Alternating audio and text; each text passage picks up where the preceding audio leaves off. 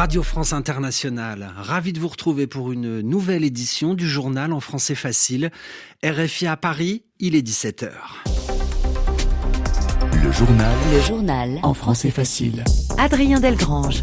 Nous sommes le lundi 15 janvier et au sommaire de cette édition, dans l'océan Indien, le cyclone Bellal, les vents tournoyants quittent l'île de la Réunion et s'approchent de l'île Maurice avec de nombreux dégâts. Nous sommes au 101e jour de la guerre à Gaza. Les bombardements israéliens se poursuivent sur le territoire palestinien. Le sommet de Davos vient de s'ouvrir aujourd'hui en Suisse. C'est comme une manière de couper l'herbe sous le pied de ce forum économique. L'ONG Oxfam sort aujourd'hui une étude sur les milliardaires de ce monde et nous en parlerons dans cette édition. Un dernier mot de football, la CAN, la Coupe d'Afrique des Nations, Sénégal-Gambie et à l'instant, les Lions de la Teranga l'emportent. Ils ont battu la Gambie 3-0. Voilà pour les titres, soyez les bienvenus. Et pour commencer ce journal, l'actualité nous amène tout d'abord aux États-Unis. C'est le début d'une longue course de plusieurs mois avec en vue l'élection présidentielle. Aujourd'hui, premier caucus, élection primaire dans l'Iowa. Ce ne sont que les militants républicains qui votent dans ce petit État du Midwest américain. Et sans surprise, Donald Trump est largement favori. Les sondages lui donnent même 30 points d'avance sur ses principaux rivaux. David Thompson, bonjour. Bonjour. Malgré cette avance considérable, David en direct des États-Unis, et malgré les températures glaciales, les partisans du président restent mobilisés. Oui, et ils vont devoir se mobiliser, ces électeurs républicains, dans quelques heures, dans un froid polaire pour désigner celui ou celle qui affrontera Joe Biden lors de la présidentielle américaine en novembre. Il fait moins 20 degrés Celsius ici en Iowa et le caucus commence à 19h, heure locale. Le caucus, en fait, c'est ce mode de scrutin un peu particulier. Tous les électeurs sont réunis dans une salle, une école, une mairie, voire même parfois dans le salon d'un particulier. Et chaque candidat est représenté par un porte-parole qui est chargé de convaincre les membres du caucus que son candidat est le meilleur et chacun vote ensuite pour son candidat préféré. Donald Trump est le grand favori, vous l'avez dit. Depuis des mois, l'ancien président domine ses rivaux. Il écrase même dans tous les sondages avec 30 voire 40 points d'avance. Derrière lui, deux candidats se battent pour la seconde position. D'abord, Nikki Haley, l'ancienne ambassadrice des États-Unis à l'ONU, et Ron DeSantis, le gouverneur de Floride. L'Iowa est le premier État à voter dans cette primaire de la droite américaine qui doit durer jusqu'en juin prochain, mais l'avance de Donald Trump est si importante qu'il pourrait être désigné candidat assez rapidement. Merci beaucoup David, en direct des États-Unis. David Thompson, l'un de nos correspondants. L'actualité à présent, ailleurs sur la planète, sur l'océan Indien, le cyclone Bellal tourbillonne après avoir balayé l'île de la Réunion, faisant d'importants dégâts matériels et tuant au moins une personne.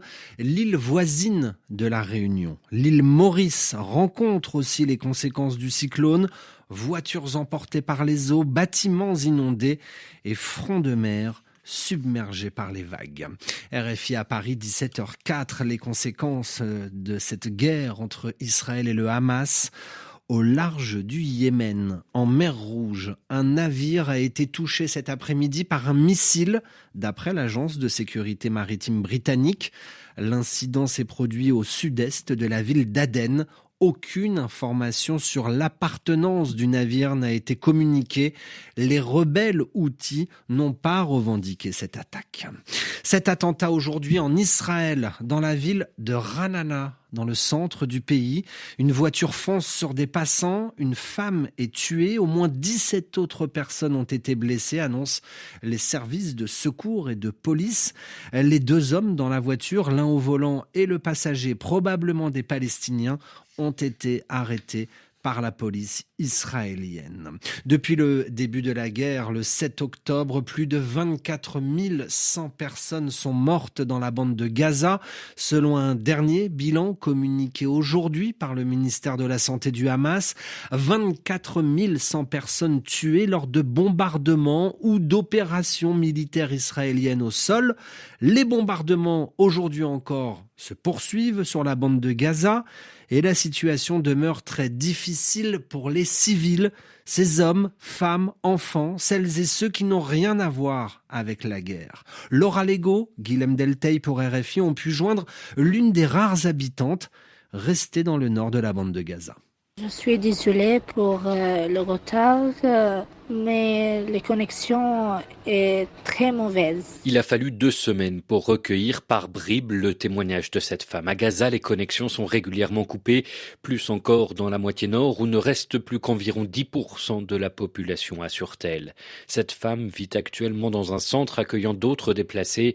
Et si Israël dit concentrer ses opérations militaires dans le sud, le danger reste omniprésent dans le nord. Les bombardements israéliens sont proches de chacun d'entre nous et nous vivons dans une situation très, très difficile. Des convois d'aide humanitaire ont été ciblés et la situation quotidienne pour les derniers habitants de cette partie de l'enclave reste difficile. Nous souffrons énormément de manque des nécessités vitales de l'eau, de l'électricité et de communication. Et les adultes se sacrifient pour tenter d'offrir un strict minimum aux enfants. Les grands individus du Nord boivent de l'eau contaminée. Et nous essayons autant que possible d'acheter de l'eau minérale potable uniquement pour les enfants malgré son prix élevé. Les denrées de première nécessité comme l'eau sont devenues rares, leurs prix ont explosé, multipliés par 10 ou plus parfois. Un reportage signé Guilhem Delteil, l'un de nos envoyés spéciaux en Israël. L'actualité à présent où l'on s'intéresse à Davos. Ce matin s'est ouvert le forum de Davos. L'ONG Oxfam profite de l'ouverture de ce forum économique mondial qui se déroule tous les ans en Suisse pour dévoiler une étude avec la sortie de ce rapport intitulé aujourd'hui « Multinationales et inégalité mondiale ». 2 conclusions sont mises en avant par le travail de l'ONG Oxfam. Les milliardaires n'ont jamais été aussi nombreux sur la planète et les inégalités entre les pays du Sud et du Nord ont augmenté. Pour RFI, Hugo Babé a rencontré un des auteurs du rapport. 60% de l'humanité s'est appauvrie en 2023 et c'est dans 9 cas sur 10 dans un pays du Sud que vivent ces personnes. Au contraire, les 2 tiers des milliardaires sont encore basés dans un pays du Nord et leur fortune a augmenté depuis 2020 en moyenne 3 fois plus que l'inflation. L'association Oxfam explique ces inégalités par le poids des multinationales. Dans ce monde, le Nigérian Aliko Dangote, magnat du ciment et personne la plus riche d'Afrique, fait toujours figure d'exception. Face à ce constat, Alexandre Poidat, ce responsable inégalité climat chez Oxfam France, interpelle les pouvoirs publics.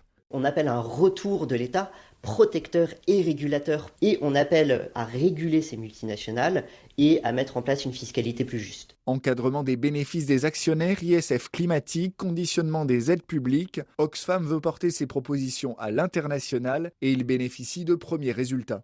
Il est possible, et certains pays le font, le Chili, la Colombie, l'Espagne, de taxer de façon supplémentaire les très riches. Et on a la chance cette année d'avoir une présidence du G20 qui est assurée par le Brésil, qui mettra ce sujet-là à l'agenda et qui pourra aboutir à une décision en juillet de cette année. Une nouvelle encourageante, mais faudrait-il encore qu'elle soit suivie par les pays du Nord, riches en multinationales.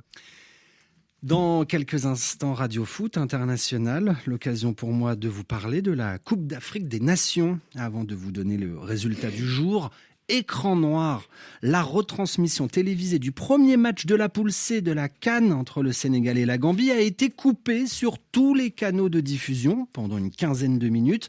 Alors sans connaître encore l'origine du problème, la diffusion a repris au coup d'envoi de la deuxième mi-temps. Résultat du match il y a quelques instants, les Sénégalais l'ont emporté 3-0 face à la Gambie. Annie Gasnier, on en parle dans quelques secondes sur Radio France Internationale. Tout à fait, on va revenir sur ce match des champions sortants et aussi sur d'autres lions qui rentrent bientôt dans la compétition, les Fennecs aussi.